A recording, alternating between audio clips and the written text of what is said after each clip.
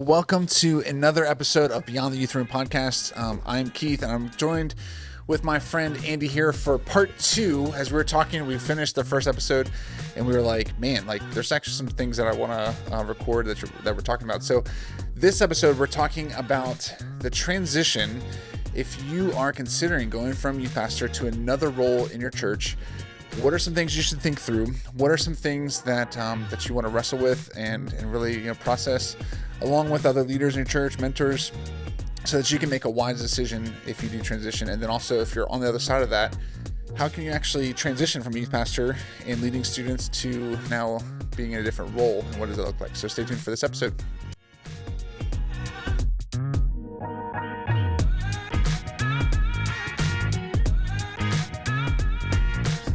Now, Andy, we've talked, and we both have the same experience in the sense that we moved from youth ministry in the same church to an adult ministry role. For you as lead pastor, I turned into an associate pastor, which I was over adult ministries and a lot of different things. And so after being 7.5 years in my context, I switched to associate pastor. And I'll just say, we prayed about it. We sought the Lord. It was a great opportunity for growth. We didn't feel like that was anything, but quickly into that role, I was like, man, I do feel like I need to be back in youth ministry. Mm-hmm. And eventually now, fast forward a few years, I am back in youth ministry and feel more sure of that calling, than ever before. But for you, you felt that call to transition from youth pastor to lead pastor at the same church. And then you've been there for now 9 years, so almost twice as long, the same amount that you're youth pastor now that you've been lead pastor. And so tell us about that transition for you. What led to that decision? In other words, if there's some youth leaders out there that are wrestling with hey, I love youth ministry, but I think that I might be called to move into another role. Right. Or someone in the church has kind of affirmed them in that way. What advice would you give to them? Well, I think that answer goes all the way back to when I went to seminary, and some people call it cemetery, seminary.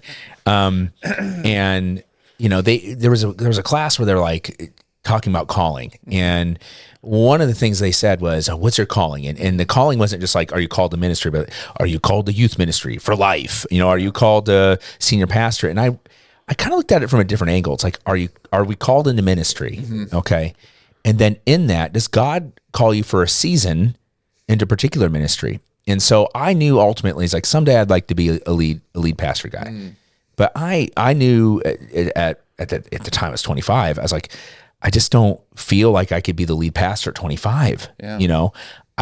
I feel like I really feel like I could be good at youth ministry. And so started applying at different places, and really, Kenosha opened up. I had been doing youth ministry in the west side of Chicago, in East Garfield Park. And so it seemed like a natural just continuation coming out of seminary. And so, when I came in, the pastor said, hey, in about 10 years' time, I'm going to retire, and maybe you'll be the next guy. And I thought, I'm not waiting around 10 years. All right. And it was, just a small Baptist church, very elderly at the time. Mm-hmm. In fact, I'd say by the time I became lead pastor, the church was, right around the age of probably 68, 70 years old, average age, and so maybe a little younger than that, but the church was older. Mm-hmm. And so the first night I came into youth ministry, we had 3 in middle school and 9 in high school. And so I thought, oh my goodness, how am I going to do this? I'm well, I'm definitely only here 3 years. And senior pastor goes, no, I want you here for at least 5. I'm okay. But really what it came down to is sometimes we think of okay, my life's going to be in 5 years, I'm going to be here, then I'm going to be here, I'm going to be here. Yeah. And reality is when you're talking to the Lord about it, and when you're seeing what the Lord is doing in the work with it, then you begin to rely on, what is God calling me to do right now? Yeah. And so what I thought I was initially going in for 3, I went in for 9. In fact, I went back to the records. I was the longest serving youth pastor in the church's 110-year history, which that might be awesome or that might be sad. I can't figure out what one, but yeah. So when 2 years prior to the transitioning into lead pastor, the senior pastor at the time, he said, hey, I'm getting ready to retire. Do you want to put in for this? And I said, and I prayed about it, obviously, and I didn't know, I had an offer in Iowa at the time, and I was do I go back to where I grew up? Do I stay here? And I really just wrestled it out. In fact, I was on a missions trip in England, and I just sought the Lord the entire time, and came back home thinking, I think it's time to not only transition to lead pastor, but I believe Kenosha's home. But the biggest question is going to be what's my wife going to say about it? So I said, Allison, what do you think? Like, do we go to Iowa? Do we go to a different state, or is it here? And she goes, Andy, this is home. And I said, that's exactly it. And so put in for it, and it was a long 2-year process. I again, no disrespect to anybody in the process. I think the process is a little long. I think a process should probably only be a year. Then again, I've seen processes that were longer and they were fine. Yeah. What happened in the transition process is you have to be ready to understand, okay, if I put in for this and I don't get it, what do you do? Yeah. And I thought, well, I could continue to be youth pastor if they wanted me to. So it puts you, if you're going to transition at the same church, you have to have that answered before you go into it, or else it's going to be messy. Secondly, what I would really, really consider if your lead pastors are listening to this and getting ready to retire or transition and they want to bring their associate or youth pastor on, is you have to be very, very clear with the congregation of like, what does transition look like? You're working together in this transition. You're working together with the goals of what the church needs for the future post-transition. If you can help communicate that alongside the person that's coming in next, that would be absolutely phenomenal. And I've seen that. There was my good friend Ben, who's been at Dare to Share events before. He just transitioned to lead pastor in his church from an associate role last week. And it's been a couple year process. So that's why I say it's not always bad being a long process, because this one was actually good. But the pastor was very meticulous in communication and just really teed it up for him. And it's just been a really beautiful transition.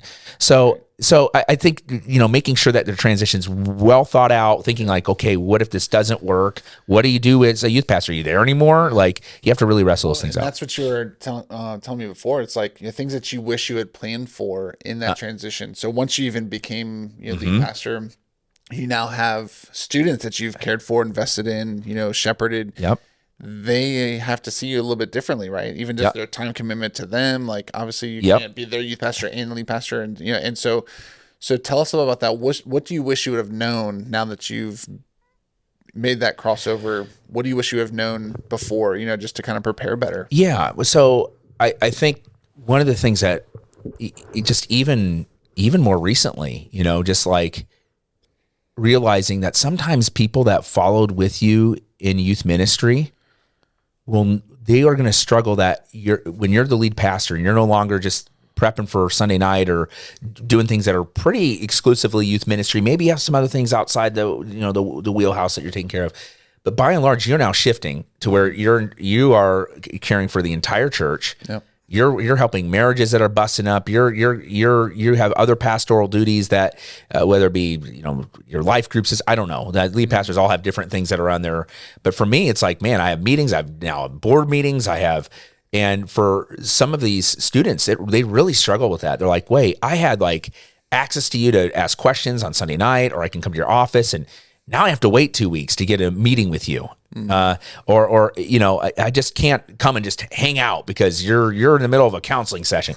Like, and you know what? They're absolutely right. And that's something that really caught me off guard. I don't think anybody really realized. And so what it does is the students have to realize, okay, I have to change the context of which I see you. And that's a loss for them. All right. Secondly, they may stick in the church and they may be getting in their 20s, mid 20s, upper 20s, and they're still seeing you as their youth pastor. And with that, there's just not that they really don't own it as like, hey, you are my youth pastor. You're past tense to them. Yeah. And so they really struggle with that. And we've had some people have to transition to other churches not because we told them to, just like they could not see me as not their youth pastor. And that's okay. That's something I wish I would have known back in the day. I think it's unfortunate. I think we could have helped that transition better in helping the students realize, hey, Andy's not going to be your youth pastor, or whoever the youth pastor is. They're not going to be your youth pastor anymore. Here's what to understand. I know you're going to feel these feelings, but here's the team that you do have still. Here's this next person coming in. I think if these things are meticulously communicated and reiterated, it could have minimized some of that. Yeah. Again, it wasn't a huge issue. That's something that caught me a little bit off guard. Yeah, that's huge. And so any questions that you would encourage someone to think through, like if they're like, hey, I'm not sure if, because for you, you were like, you kind of saw yourself in that way. For me, I thought I was a lifer in youth ministry, and then this opportunity came up where, and it's like, I felt like it was a good transition to kind of grow into. And then I realized like, no, like I do feel like I'm a lifer, and I went back into youth ministry.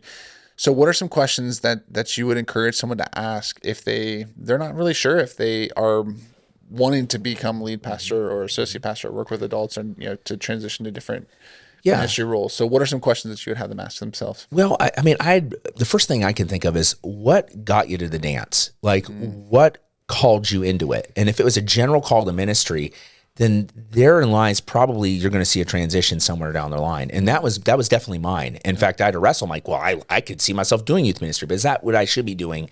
And as I talked about in the previous podcast, like the reason why I wanted to flip into the lead pastorate roles, I wanted to see gospel advancing top down. Greg says it this way: I'm still a youth pastor. I'm just wearing senior pastor clothes now, right? I'm incognito. Yeah. So, but like, so I think they have to ask the question, what was I originally called to? And if they're like, man, I'm called to youth, like it may be that they're not called to youth forever. If you're losing the passion, if you're losing and this is continuous. Everybody wakes up one morning, I don't want to do this anymore. I could, you start thinking like, I could flip burgers, it's like, I could drive a truck, it's like, that's a season probably where you need to take a vacation. Yeah, you probably need to get your mentor speaking into you, make sure you don't burn out. I'm not talking about that. I'm talking like, okay, you know what? I really do see that God could use me in the mission field, or use me in a parachurch, or use me as a lead pastor or associate pastor. Those are things that you wrestle out. And I think what's absolutely beautiful is if you can talk it out with your team. Because the last thing you want is somebody that is there, they have checked out. They call it the quiet quitting. Yeah. Like, you know what? I really want to be doing this over here. And for the next couple years, you just ride it out. Your students are going to feel it. So yeah, you have to figure out, what brought me to the dance? If it's youth, then it really better be a strong call that's going to get you out of youth. Because I do think that more people are called to lifelong youth ministry than they're not. I think we've bought into this whole idea that youth pastors, this comes from like, the 90s and 2000s. Yeah. Youth pastors have to be young. At the time, they had to have the goatee, and they had to play guitar too, And so like, I think there's huge value, and not saying you can't be a young youth pastor, but like, I think there's huge value in like people, like I think of like the Mr. Bills, if people know who Mr. Bill is. Yeah. He's like, I think he told me he's like 63. Yeah. All right. And he's probably gonna be 73, and he'll be a youth pastor still. Yeah. Like, there are more people out there, and I just think the reason why there hasn't been is that maybe in 20 years ago, it got drilled in our heads like, well, you can't be a youth pastor after 40. They won't listen to you. To the contrary, I actually think that if you do the hard work of connecting in with today's youth and understanding how they think and what they value, I think if you continue to do the hard work of knowing their culture, you can give them the timeless gospel of Jesus Christ, and they are yearning for somebody older to understand them. They're yearning for that. They, peer-to-peer is easy. Yep. Well, we had a conversation with that here at the conference, like just some of the OGs of like campus ministry, like Chuck Klein and Chuck Klein, the Yoda of youth ministry. Yeah. Yes. So we have we have Rick that we talked with today that basically co-founded See at the Pole. Like, he is the godfather of See at the Pole. Yeah, and he had said that he's, I think, what did he say? He was 73? 73. Yeah, and he's like, and I feel like I'm more effective at youth ministry, like communicating, like discipling teenage guys that I'm. He's somebody I looked at. It's like, if he's still doing ministry at 83, he's still going to do it. Yeah. And it's not to say that like, oh, you should be handing the baton. They are handing the baton. Yeah. To different areas, but he's staying. People, exactly. And I like that about him, because he shared that too. And I was like, man, I really hope that I'm like that too, where it's like you get to, because you love youth ministry, and you get to the point where and this is what we see in the school system a lot, is good teachers are promoted to principals and administrators, and then they get to the point where they're no longer even interacting with students anymore, and they become out of touch with reality. It's like, and so we don't want to be that. Like, even if we're in youth ministry, it's like still like, disciple students still, and so that's why I love, like, that's why I went back in youth ministry, because I was like, I miss the the actual doing of youth ministry, and I'm still equipping, training and stuff at the higher level of equipping the next generation of youth leaders, but there's still, like, I think you need to stay connected to that. And back to your question, what are some of the questions he asked? So I said, go back to the call. But secondly is what's motivating? Yeah. All right. If it's just because this is my next step and this is what I want, like, man, I'm gonna tell you, like, I don't know if that's the right starting point. Well, when and people hear that I've been in, like, the same church, like, for 16 years, they're like, wow, like, I didn't know that I was going to be, it's like every step of the way, I'm like, is this, Lord, where you want me to be? Like, is this, and so it wasn't like this. So there's been times and seasons where I'm like, should I be doing something different, or should I? Yeah. And it's like a constant, like, evaluation always, just to make sure, like, that, that you're doing what you're supposed to be doing. And I remember there was someone that was really wise that I was talking with and processing this through, where I had an opportunity to do something different. Mm-hmm.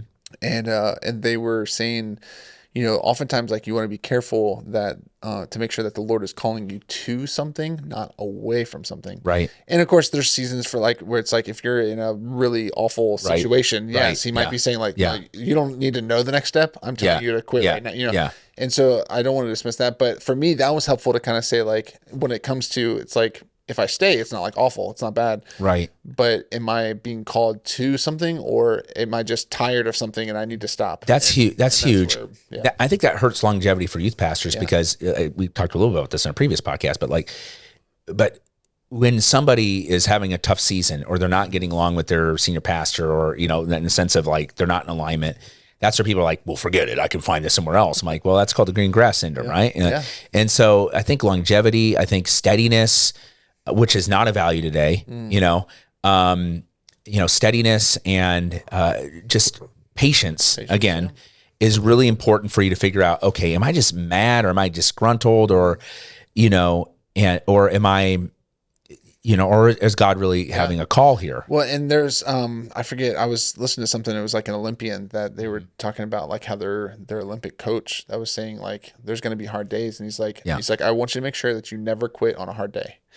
Yeah. And it's like, because you can get so fed up, and then you're just like, oh man, like, I don't like this, whatever. And then you're like, no, I'm just going to go do this instead. Yeah. And it's like, but we have to make sure that we're level headed when we make wise decisions. Like, we want to make wise decisions that affect our future and our impact in ministry. So we don't want to do it too swiftly. We don't want to do it without a lot of prayer. We don't want to, again, just run from something. Right. We want to run to something that the Lord is opening the door for and calling us to, and affirming us in with the local body of Christ. Right. And I don't think necessarily, longevity is the end goal of, like, I'm going to be at the same place for forever. Sure. But I do think I really do. This is my heart, is that we would see, I'm going to call them the Cal Ripken Juniors of ministry, where if people know who Cal Ripken Jr. is. I know. He's the Iron Man. Baltimore fan. Yeah. I saw Cal Ripken break the world record in Kansas City. Yeah. So the Japanese baseball player had the world record. I saw him break that in Kansas City. But basically, Cal Ripken has the world record for playing the amount of consecutive games. It was 2131, all right, 2,131 games in a row where he would play injured. And as a kid, that just captivated me. Yeah. It was a broken record from Lou Gehrig. They thought that would never be broken. Yeah. And why did God kind of put that in my heart? Why as a middle school boy was I resonating with that? I don't know. I think I do know now. It's that we all need to be a little bit more iron, and God gives us that. He can give us that fortification of being able to get through hard things and being able to stay steady in a world that is literally falling apart in front of us. And so it is my prayer that we see youth pastors that are in it for the long haul, and for some, they are going to be lifers in their churches. Yeah. Again, that shouldn't be a human goal. Yeah. Because if God doesn't want that, he will call you, but to a different place or different position. But man, I think that's something lost. I think that this season really needs. Well, and that's where I'm like, so I'm turning 40 this year. Mm-hmm. And congratulations, welcome to the club. Yeah, and so I'm like, man, like, and I'm feeling that, like, man, I've just been in youth ministry for so long. Like, what's that about? And then hearing Rick today, where he was like, we were like, how long have you been in youth ministry? And he's like, well, this is my first 53 years of youth ministry. Yeah, exactly. And so I reminded, it was like, I think it was, oh my goodness, I can't remember the name of the movie now. Count of Monte Cristo, where the guy's like imprisoned, and then the dude like digs up from like the next cell into his cell, and it's like this old man that's been in prison longer, and he's just, woe is me. He's like, I've been in prison. He's like, I even counted all of the rocks in the hole, hole in the thing. And the old guy looks at me and goes, but have you named them? And I just feel like, it's like there's a perspective change when you spend time around other people that have been in youth ministry or been in ministry in general for a long time, and you're like, they just know the weathered seasons. Like they know like how it's important to stick it out when things are tough, and to not rush into things, because we have time to kind of process. Yeah, and so I think when someone makes a transition from a youth pastor to lead pastor, sometimes we can look at like our TikTok videos, or we can look at our celebrity pastors, or most churches are small compared to a mega church, right? Yep. What's the average size of a church? Is it like 100? I think it's 120? Yeah. Something like that? Yeah, so which means, most of the country is going to be under that, right? Mm-hmm. And so like they look at these the well-polished videos online and like, oh man, I got to get to that. And the reality is, I mean, we're around guys even this week here at the Gospel Advancing Conference, and like, I'm sorry, someone's washing the window right now outside our window. We have a window washer outside our outside our makeshift studios here. So anyway, hello. They look great. All right. So I used to be a window washer, so I'll give it a 0 out of 10. Little known fact. Yeah. The window washer. It helped pay my way through seminary. They're doing a great job. All right. So, he's done. No, he missed a window. Anyway, all right. So, all right. But yeah, so it could be easy for someone to like look online and say, man, here's all, I want to go after that. And the reality is these guys are here at this conference. They're in churches, probably 120 or less, a number of them. The thing is, if you're someone like Mr. Bill, okay, who can you imagine just the amount of years he's been in youth ministry and the amount of people that like he has impacted, and you have no idea what those individuals have done. That's where we talk about exponential growth, is when you're in the long haul and you're investing in people with the gospel. The Bible says the gospel doesn't return void, right? Yeah. And so we understand like, I had no idea this person did this. I had no idea this person, and this person influenced this person. Like just today even. I found out that one of the higher ups at Dare to Share, he's like, I'm here at Dare to Share because I was raising gospel lights and I was reading about your youth group. I'm like, what? And it almost brought me to tears. I'm like, man, I had no idea. Yeah. So we have no idea. And that's the thing I love about the kingdom of God. The kingdom of God, an advancement of the gospel, we can never realize it on an Instagram video or a TikTok video, 15 seconds of whatever, right? Like the gospel grows exponentially. A lot of times it's under the radar, and God just wants us to be faithful in our calling. And so I think when we want to say, do I transition or not? We really need to realize, what's my heart to this? Is this something I'm doing because I want to see the gospel advance? Yeah. And again, there's nothing wrong with wanting to transition out of youth ministry if that's what God has prepared you for. Yeah. Now, okay, so as we close, 1 or 2 sentences. Could you look at the camera and of course, speaking to the microphone for those that are listening, give some words of encouragement. Can you give like some pastoral, like just pump it up, like words of encouragement for someone that's like really just almost ready to just quit ministry? What are some things that you can give to that? Yeah. So if you're down in youth ministry right now, first off, you need to find people that can speak life into you. Okay. It is too easy, whether it's going to a conference or whether it's your self-talk, or you have some really negative people, whether they're on your team or wherever, that are just saying things to you that you're like, I can't do this anymore. And you really need a Barnabas, I think Howard Hendricks, right? Or is that Timothy, Barnabas and a Paul, right? And so you really need someone that's going to encourage you. Mm-hmm. And so for me, I have 3 or 4 people that speak into my life that will call, and when they call, I pick up. And there are people that you can call and just say, hey, I really need perspective now. I really need you to encourage me through this. I would say my chief encourager is always my wife. She's always going to tell me she'll be mad about this. But she'll always tell me my sermon was great. And she's like, no, I'll tell you if it's bad. And so, and she probably would actually. But anyway, like she has been such a chief encourager of like, you know what? There were some times where our attendance was really low. And if you're already like had a hard week and you're drained and that happens, you're like, I just might as well look for something else, I guess. One time I was lamenting. It was after I became lead pastor. Mm-hmm. We lost some families because they're like, we want to find something that's what we've always known, right? Yeah. And so like they're upset that I'm the lead pastor now, just because it's change. And so we took a little bit of a dip before we started growing again. And I remember this one time, I'm like, Allison, all these people are going and she said, Andy, really thank God for the people he's entrusted you with. Yeah. and trust God that you're going to make an impact in them. And I thought, wow. And I return to that a lot. But you have to have people that are going to speak into you, and not just your spouse, but find a mentor, find somebody that's going to speak into you, be able to say the hard things, the true things, and the encouraging things. Because we hear enough negative things in this life, and sometimes we do need to hear something negative. But what the Bible always says, it's always going to build you up. Yeah. We need to say it within grace. Even you need to have those people that are grace people, that are not looking to just rip you down or have an agenda, but people that are willing to build you up so that you will be in it to win it and have longevity in ministry. Yeah. That's good. So find someone that's encouraging you. We actually have a great network of people, and you've experienced this too, like with Youth Ministry Network in your area, where people are just like-minded and just want to get together and support each other. And so, yeah, encourage you guys to find that as well. And make sure they're gospel people. All right.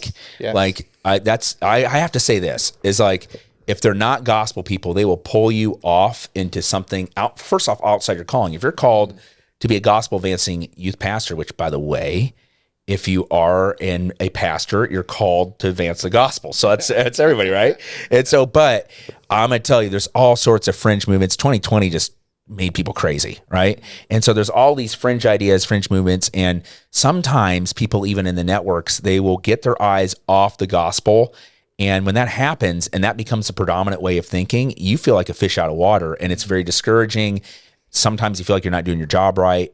Every network has the danger of that happening. And so just make sure you're with people that are going to constantly keep you centered on the gospel, focused on the gospel, keep you accountable in the gospel. Like, are you reaching people for Christ? Are you speaking the gospel to yourself, remembering that you are somebody that has been bought by the blood of Jesus Christ on the cross? You are His. Nothing can separate you from the love of God. Not even a low attendance night at youth group, right? like those are the things that you need to be surrounded by people that remind you of that. That's our identity. Amen. Is Jesus Christ and the gospel He's entrusted with. Yeah. And we have to be obedient with it. And unlike, I know all the gurus out there, they'll say, this is how you grow your church and stuff like that. Hey, look, I mean, church growth is good if you're reaching people for the gospel. If people are coming from death to life, like, hey, that's like, yes, right? Like that's a miracle. Like, we should cheer that on. We should be for that church growth, right? But when things are, sometimes we have the wrong metric and that becomes our identity. And it's like, man, no, go back to the gospel. Jesus is the one who provides the fruit. We have to be obedient and chucking the seeds. Definitely. Yeah. That's awesome. Well, thank you so much for joining us. Yeah, man. I didn't even think we were going to get, to talk this long, and this is awesome. So I appreciate your support in this. Yeah. Well, it's always awesome being able to be with you, and it's always good picking up. And little did we know, in the midst of time, when I was in D.C. years ago, doing the Dare to Share one day, we'd be sitting in a couch in some random hotel in Oakland, California, talking about the gospel. And I'll tell you what, that, yes, random Oakland. Oakland's fun. All right. We don't have to go at all. Yeah. Someone got their car stolen in our parking lot last night. It's real. All right. So yeah. But I'll tell you what, like, the ministry, you've said it, like in both of our church contexts, we've had ups, we've had way low downs, and just moments where like, what in the world's going on? But I'll tell you what, every time I've crossed paths with you, I always leave encouraged. And so you just never know when you meet people that are advancing the gospel together in a moment years later, what that friendship will do. And so I'm thankful being on the podcast, but I'm thankful that you've always been an encourager to me. Yeah, likewise. Yeah, it's mutual. Well, I appreciate it. Well, thank you so much for joining us for another episode of Beyond the Youth Room. Stay tuned for more episodes. Make sure you like and subscribe and follow and do all the things on social media so that we get seen by more people. Click the bell. Yes. Yeah. And if you've enjoyed our content, please share with other people. Let us. The best compliment that we could have is you guys sharing our content with other people that you find would be interested. So thank you so much. We'll see you next time.